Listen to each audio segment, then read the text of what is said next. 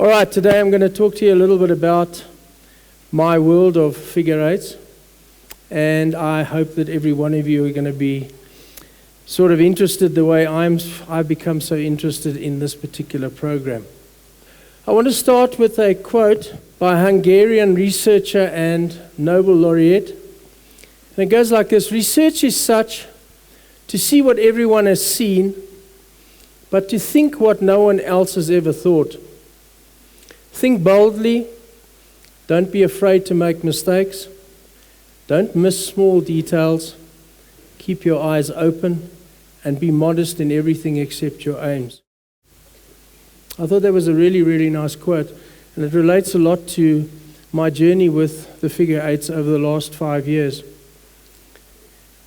I got into the eights program when I was given a piece of paper that was some research done by the German Kinesiology Institute, and they were having a look at these patterns that the eights were giving off. And the basis of the program really was only in its infancy, but it was enough to spur me on and get my interest in this fascinating study. But this was a wonderful way of starting, especially in the fact that I actually had no idea what the eight was when I first got into this work in 2006. It was really later when I went to a little school, Starling School in Athlone. A friend of mine who was the headmaster invited me there to do my practicals. And while working in his school with the grade 1s and grade 2s, I noticed by doing the lazy eights with them that there was all these shapes that came up. And I want to just share with you the types of shapes that I saw. This is the first one. Okay. Second one. I've got, incidentally, hundreds of these. I've only just picked out about 6 or 7. Strange shapes, eh? It looks almost like a squid.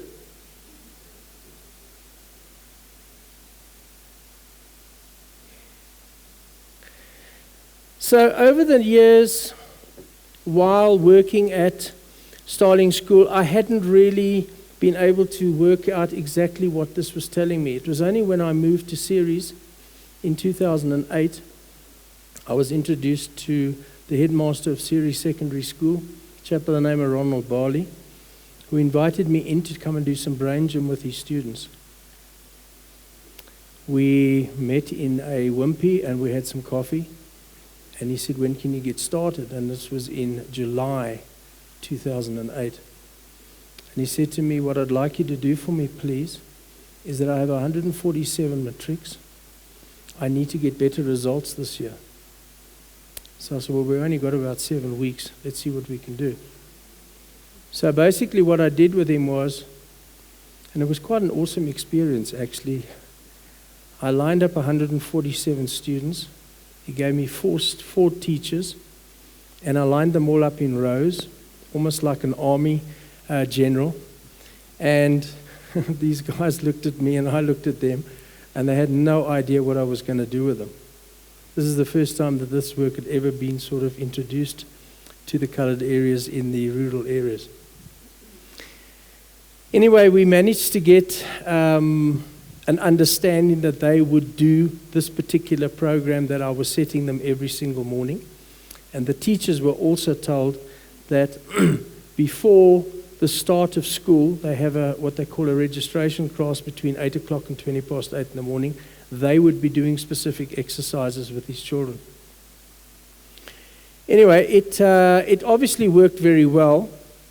As you can see from my article, we managed to change the matrics that particular year from 61% to 74.8%, just in those 7 weeks that we were doing this work. So that gave me a lot of encouragement, and also it said to me, well, You've now had a look at trying to introduce brain gym into the schools in South Africa. This is the first part of the journey. And of course, the headmaster and the school were very, very happy. This is the best results that they'd ever received. They were consistently only managing to push 61%. And at that stage, we were probably about 14 or 15% above the national average. So where did we go after this? Well, I put together, out of the information that I was getting in the first 2 years at the school, and I formulated a list which I believe it's actually the figure 8 was giving me in the form of information that I was seeing from it. And these are the particular areas that I found that one tool was able to assess for me and give me specific information. Information assimilation, knowledge retention, comprehension, knowledge application, subject choice, which is a huge problem in schools, especially schools where the parents, a lot of them have never ever got past standard or grade 6, grade 7. So for these students to be making subject choices in grade 9 is very difficult. Learning imbalances, and obviously maximizing student potential. So what I found was, by identifying what these 8s were giving me, it was giving me the learning styles, both in the visual, the auditory, the verbal, and the kinesthetic. It was giving me an insight into which were the slow learners, which were the medium learners, and which were the fast learners. The student capabilities and limits. Now, obviously, that's quite important at the beginning of the year, to know what the strength of that class is like, and which students you're going to be able to work with, and which students you can leave, and they'll, just by doing the basic exercise program every morning, that will strengthen them individually. I'm giving you just a few of these. There's 36 areas that I'm able to identify, and these are the ones that come up. Emotional issues, eye tracking, ears working together, student focus, big one, hydration. We started off the day by having something to drink in the form of water. I've battled for 5 years to get that going at the schools. I'm probably only halfway through it, so there's still a lot of work to do. Nutrition, another big story. A lot of the kids don't come to school without any breakfast. And self-image, which is a huge area as well. So that of the 36, I've given you 2, 4, 6, 8, probably only 9 of them. There's still more. We're not going to go through them all today. There won't be time for that. So basically, we have a crisis in the classroom. And the crisis in the classroom really is about these that I've listed here: inherent issues, sizes of the classes. I'm working with 55 kids in a class. There's 1,000 kids in the school, so it's quite tedious. No student streaming. Does everybody understand what I'm saying there? Okay. Private schools can say who they want in the school. Public schools don't. In other words, what you get, you got to take. So there's no a position of strength. If it's a weak student, you don't have a choice. Catering to the multiple students' needs. Identifying student profiles and needs. That's all to do with identifying the type of learning styles that your students have, and the teachers need to actually put their presentations together in both a visual, also giving the students enough time to be able to take down the notes, because to a lot of students whose learning style happens to be verbal movement, they need to write the work down to anchor it. So if they're not getting sufficient time to write work down in a classroom, they ain't learning it. The other problem I've got is there's a lot of kids that don't know how to make notes. That's another thing that we've had to put in place at the school. Insufficient time. Unfortunately, because of noise factors, because of disruptions in periods, you're never going to get a full period of full teaching. You're probably losing at least 15 minutes. And also the moving from class to class. So a lot of the learning is not, in fact, done on a regular basis. And then, as I mentioned, incorrect subject choice. So we've been through the crisis in the classroom. Assessing problem areas. Okay, so the actual tool, the essential tool, is really all about evaluating the class as well as the individual. The tools that we have on hand for what we're going to discuss today is brain gym and kinesiology. But I want to also make it quite clear that there's a lot of people here today that probably use other forms of balancing, whether they be Bach remedies, whether they be reflexology, whether they be whatever. You do what works best for you. So in other words, it's not restricting it just to brain gym and kinesiology. And then, obviously, the results, current and long-term, give me the indications of whether we're going up, staying the same, or not improving. So what we're effectively doing is we're assessing every child in the classroom according to their learning style, their optimum seating position. So by working out the child's learning style, you are able to seat the child in the correct area in the class. So obviously you don't stick your verbal learners at the back of the class. Likewise, you don't put your auditory learners on the sides of the class. So you're able to restructure the class, which is going to be to the best optimum for those students in the class. Now, the teachers can't work that out, unfortunately. It takes them a long time to be able to work that out. So we can do that very quickly. As I mentioned, 5 to 10 minutes per class. I do this with every single child, every quarter, which means theoretically I'm doing 4,008s per year. That over 5 years I must have close to about 20-odd thousand eights. But I'm now doing it so quickly, so that's how quick it is. Understand? To a lot of you guys that haven't done this before, it's going to take a lot longer. But once you get into it, it will be quick and easy. Very similar. I started off by trying to put a PACE program in place. It wasn't successful. As I say, to get them to drink water, to bring a bottle of water to school, was almost impossible. So what I did was I worked out what I thought were the best exercises for those individuals in that class to do on a day-to-day basis. And I went and I had a look at all the learning styles. I had a look at the individual marks. And I worked out a program which is now being very successful. And they do something like 7 exercises every morning. And believe it or not, we're now getting at least 75% of the school involved in this. Obviously, all the students have been told that this program will be done. I have a very good headmaster that's worked with me, and the headmaster is behind me, and he does push the program, which is also very good. Activates both brain hemispheres, switches on the brain.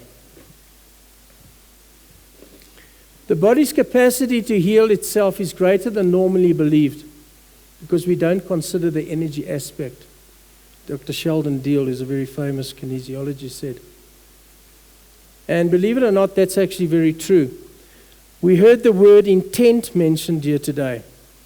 And one of the biggest problems about doing this program, individual or with groups, is that you have to have intent and do the program that you've been given. Don't haphazardly do it. So in other words, if you've got a set of exercises to do, do them. If you don't, we send them out of the classroom. Kinesiology basically addresses the whole person. It helps. It does not cure. It rectifies imbalances before they become illnesses. So, as we were saying, it doesn't cure, but it does help. Brain Gym, as you all know, is a series of 26 movements that serve as a quick and effective self-help tool. It's quick and easy. You don't need specific equipment. Your satisfaction is achieved in just a few minutes a day, and it switches on specific areas of the brain. This is exactly what I did for the last 5 years, and as you can see by the articles that I've written, we've had a wonderful success rate. So, as we were talking about, our proof is our results. We took Series Secondary School from 7th to 1st amongst the public schools in the Ceres Valley. We've gone from 61% to just off 80% in 5 years. 79% was the last pass mark. We're looking at approximately 85% this year, if all goes according to plan. And we've maintained this over a 5-year period. So we haven't achieved 71%, then 74, 68. We've maintained a high level. The classes, as I mentioned, in the first year, I worked exclusively with the grade 12s. The following year, I worked with the 11s and the 12s.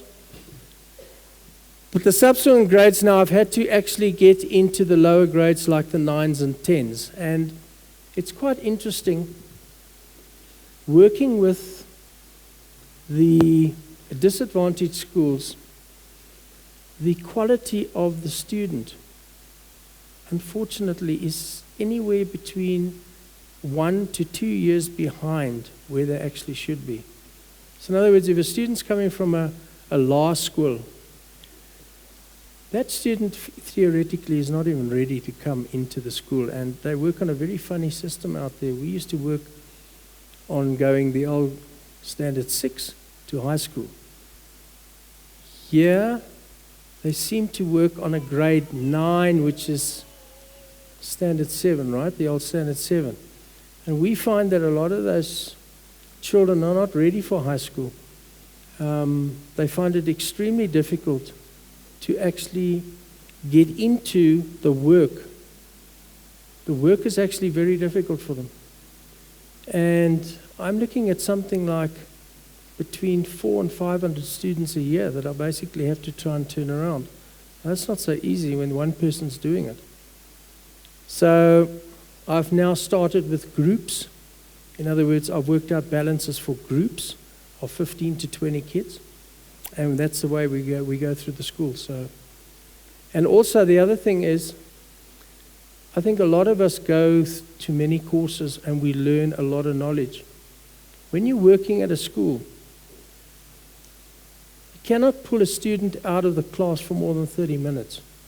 That's the ruling. So you have to basically take your entire toolbox and put it down into a 30-minute balance. You don't really have a choice. So you're using all your top stuff that you really need at that particular time. When you're doing a private session, I mean, the session can be an hour, it can be an hour and a half. You don't have that in a school. And also the mere fact that you've got so many children to work with, you don't really have a choice at the end of the day. You've got to try and get through as many children as you possibly can. I've currently taken on a new school in the Koa Bokkerveld called the Boy Miller Primary School. I work with the grade 9s. It's the best performing public primary school in the Witzenberg area at the present. When I first started there 2 years ago, they were getting 63%, and we managed to move that up to 83% in the first year. And we've gone subsequently from 83% that year now to 93% in the second year. We're currently looking at almost 100% this year. Yeah.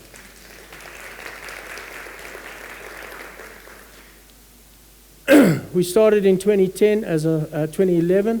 Project is ongoing. So that's been a very nice case. The future, well, I'd like to see all schools involved in this program. Unfortunately, you have to get the right headmaster if you're going to get this program to work. If the headmaster's not willing to buy into the program, you're not going to get very much done. Unfortunately, you need a strong headmaster, and to find strong headmasters these days, I think you only get them really in the private schools.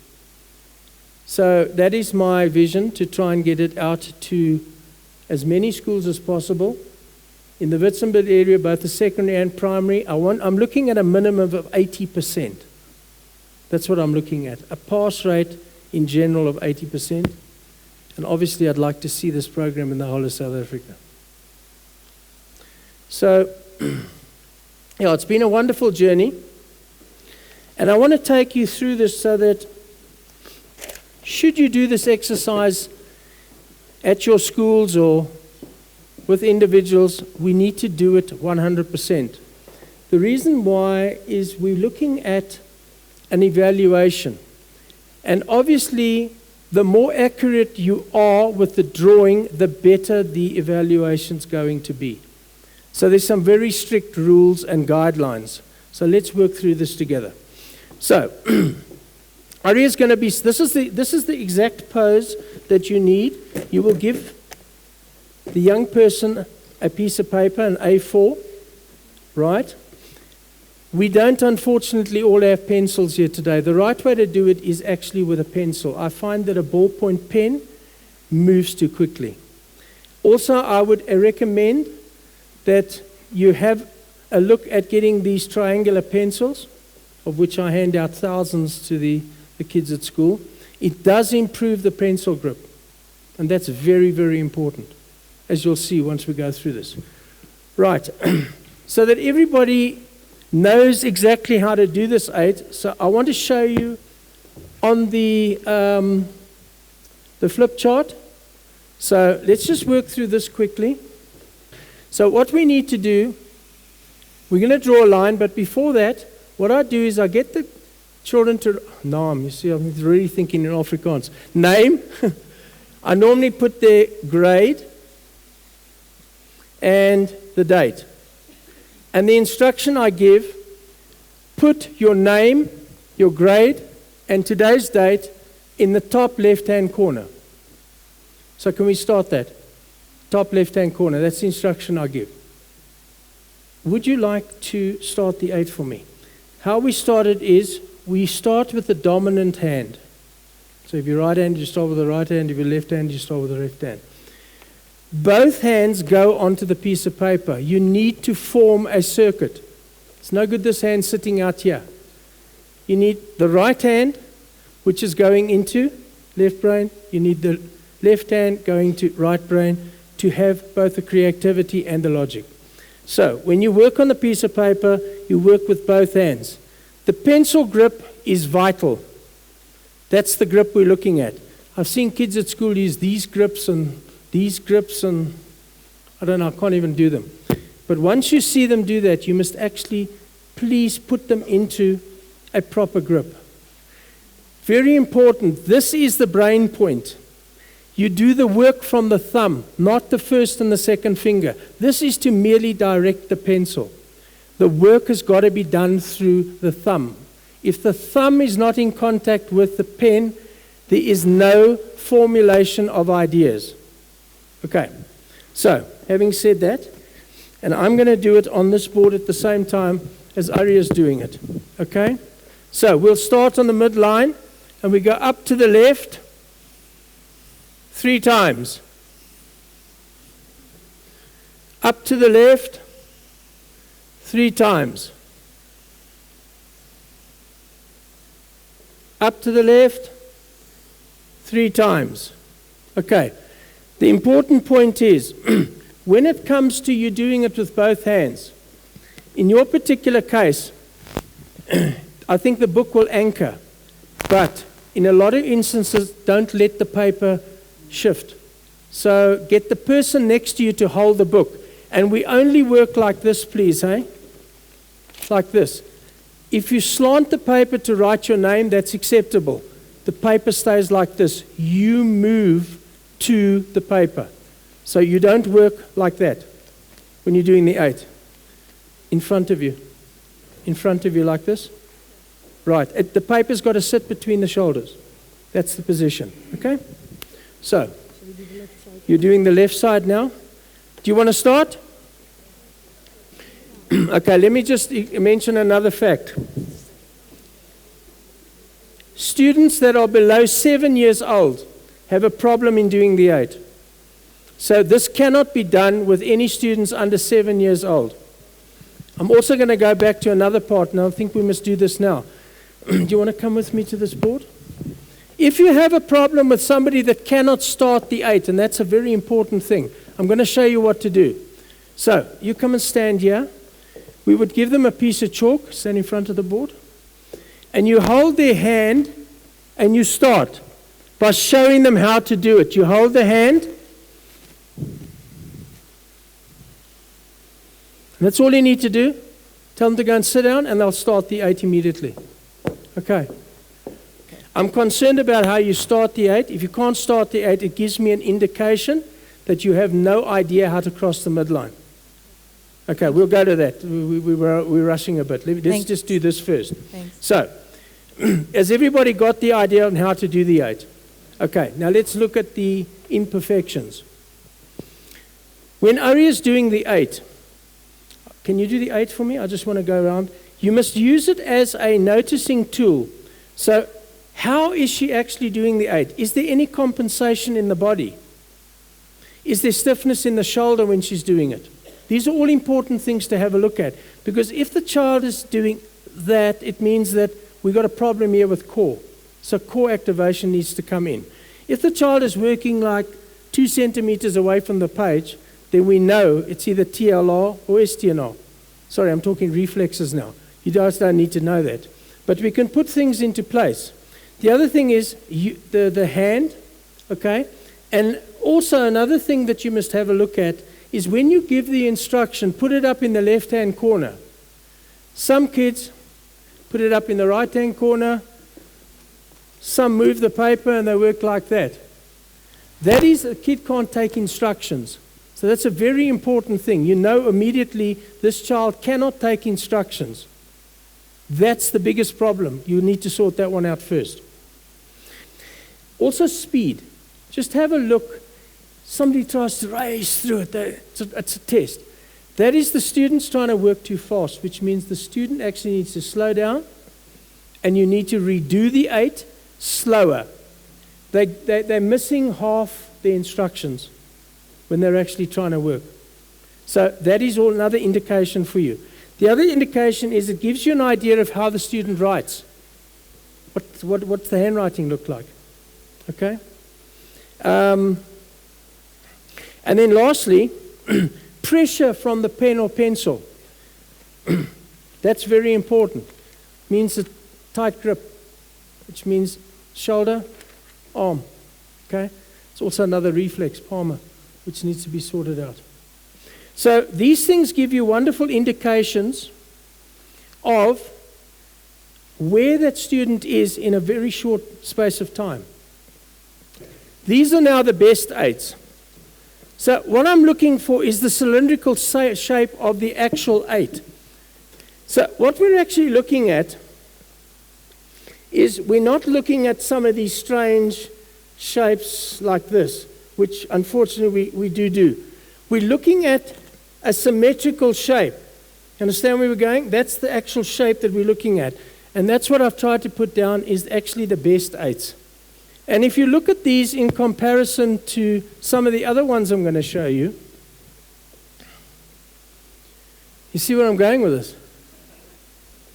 This child here took 6 weeks to be able to start the 8. 6 weeks. 12 years old. She's actually in grade 9, this kid. I don't know how she got to grade 9. Nobody can tell me. This 8 here, I've put in as the challenging 8s because of the streakiness. You can see the streakiness. This is where the imperfections are. That's where I pick up the problems. Okay? Let's have a look at a few more. The top one is centering. Okay? This one here is trauma to the hemispheres. You can see the left hemisphere.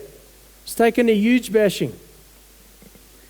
And then this one here, also huge trauma. These students are under extreme stress. Okay, a lot of work to be done with them. Okay, so learning styles. Learning styles, why I got you to put the line, is it gives me the indication, first of overfocus and underfocus. It also gives me an idea of how the 8 is split up into the 4 regions. And the 4 regions are, the top is your visual construct on the right, visual memory on the left. The lazy 8, this is the right hemisphere, and that's the left hemisphere. Contrary to what the original researchers did, they put it on the other side. It's not. This is the right, and that is the left. So from that, we can read that this particular student is visual construct and has a problem with visual memory. But this student is also very verbal, dysplasia, and also kinesthetic. So this student is working out of 3 modalities, whereas the average students will either work out of visual, verbal, or kinesthetic. Okay? The auditory profile is very much thinner, which I'll bring up now. See the length of this. This is auditory. And as I said to you about the line, this is a very over-focused student. Okay? Missing all the details. And then the last one, verbal, kinesthetic. Okay? So once you've got that as a basis, then you can see who you're dealing with. You're either dealing with a verbal student, you're either dealing with an auditory student, or you're dealing with somebody that needs to do lots of notes and discuss the subject. Big thing in schools these days. People have a fear of putting their hands up. They don't want them to look like, I was going to say something else, but we better not. This is being filmed at the moment. But I think you know what I'm going to say. Students get there's a lot of peer pressure at school, so they don't want to look dwarf. Understand? And for a number of reasons, that is their learning style. If they're not putting up their hands, they're not learning anything. Okay, we've got to move on, unfortunately. Okay, this I put in. This is a pregnancy. This young lady was 5 weeks pregnant in matric. I was going to use this as a case study, and unfortunately, she had a miscarriage when she was 14 weeks. And I would have liked to have got the program in. But don't stress, we've got another one in Malaysia. We're going from the sperm implant to the entire process. So next time I see you guys, we'll be able to show you that one. Okay? This is my favorite. When you see a design like this, and I've added it to give it to you guys, personal boundaries. Do you know about personal boundaries? This is personal boundaries. So when you see an 8 like that, you know exactly what it's all about. Okay. This is a case study that I did. And in fact, it worked out to be a very, very nice case study. This little boy, Gianni, his mother is a sergeant at the police station. And she brought him around to me. He's 8 years old. He's in grade 2 at the moment. She was having a huge problem with him at school. Wouldn't do his homework. Just didn't want to do schoolwork. You can see the start of his 8. This is the very first 8 he gave me. There's very little you can make out of that, is there? So what I did was I put him on an exercise program for 9 weeks. Does everybody know the brain gym exercises here? The 5 exercises I gave him as follows. Energy yawn, alphabet 8, double doodles, lazy 8s for eyes, and cross crawl. Those are the 5 exercises I gave him. Said it via Excel. Alphabet 8s, double doodles, lazy 8s for the eyes, energy yawn, cross crawl. That particular day, I did a balance on him, and that was the 8 he produced. I went over to the conference in Indonesia, the Brain Gym conference, and when I came back it was 5 weeks, and I got him in to see how he was looking. The top 8 was the 8 he produced after 5 weeks of the exercises. We had another 4 weeks to go. The second 8 was the one he produced, doing all his homework, no problem, on the page. This was the last 8 that he produced for me. And I picked up he had concussion, so he had to come for one more session so we could get that sorted out. He's gone from 2s and 3s, which I believe equates for 20 to 29%, 30 to 39%, to 40 to 49 and 50 to 59% in 14 weeks. 14 weeks. So, do I know if this works? You bet it does. Absolutely. These are my children at school, Series Secondary. You recognize what they're doing? Right. And that's the last one. If anyone's got any questions, I think we've got a little bit of time that we can answer them. Anybody got any questions? Yes.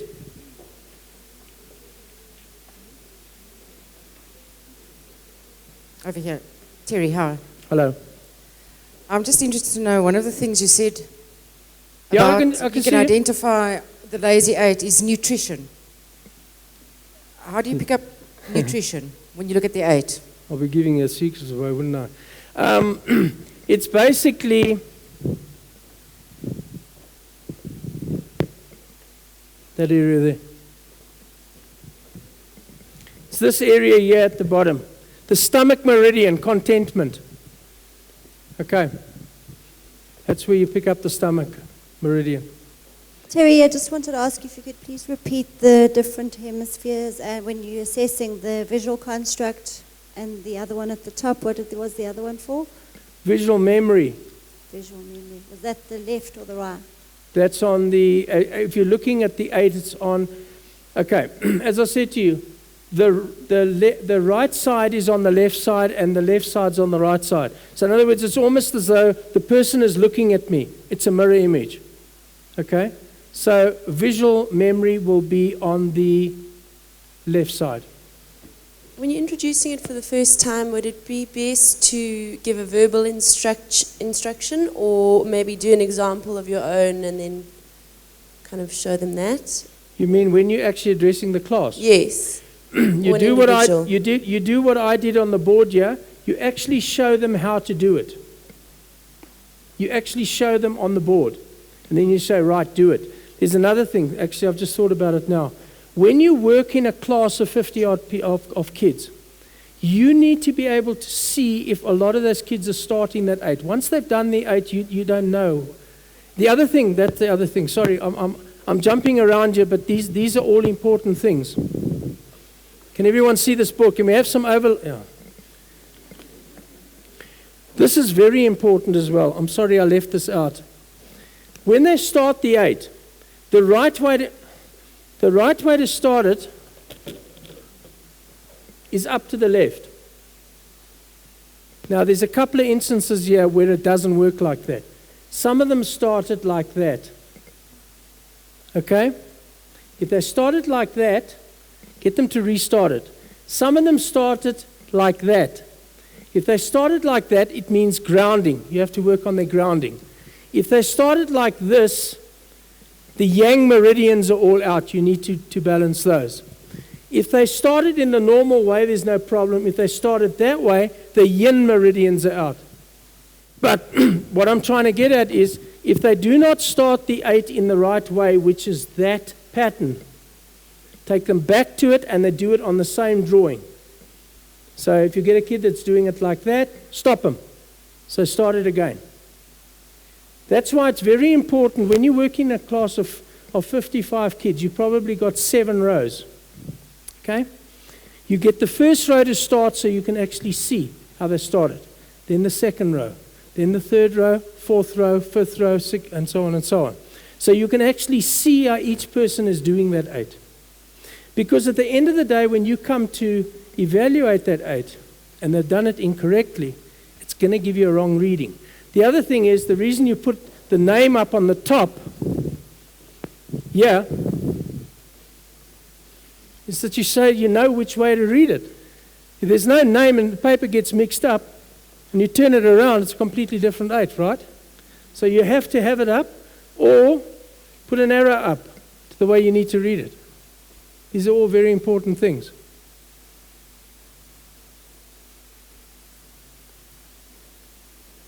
And as I said, don't use crayon, use pencil.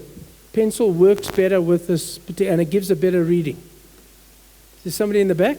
Yes, the sitting, the way they sit is also very important, I think. The sitting is extremely important. The sitting is actually quite crucial. You have to have a student sitting in the middle of the desk. There's a big tendency now to put satchels on next to their seating areas. Okay? Get the satchel off onto the ground. They must sit with the paper in front of them. Okay, that's vitally important. So you can't move the paper, you move to the paper. It gives you indications of the structure, and the structure is very important. If the child's starting off with a bad structure, you have to work on that first. Also, with that very first 8, or that very squiggly 8, you cannot read a diagram like that. So you have to put something in place for a period of time until that student is giving you the proper reading. That's the other thing. Anyway, go and play nicely. I'm sure you'll... And if anyone wants to send me the 8s, you've got my email address, no problem. Just don't send me thousands, all right? 1 or 2 is okay. Thank you very much.